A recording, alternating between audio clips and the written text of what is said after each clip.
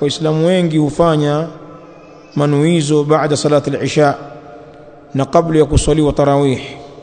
Nafahamu nyinyi misikiti mingi inawanuiza waislamu katika muda huo.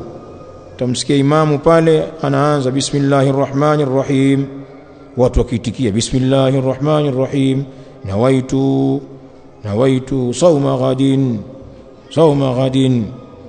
fardhi shahri ramadan an adai lillahi ta'ala alhamdulillahi rabbil alamin. Mmepitia hayo? La.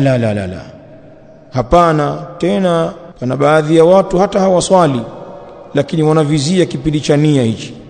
Shekhi ananuiza huko, watu wako nje ya msikiti wanasubiria wakati wa nia. Shekhi atamke huko msikitini na yeye arudie ili aweze kufunga kesho.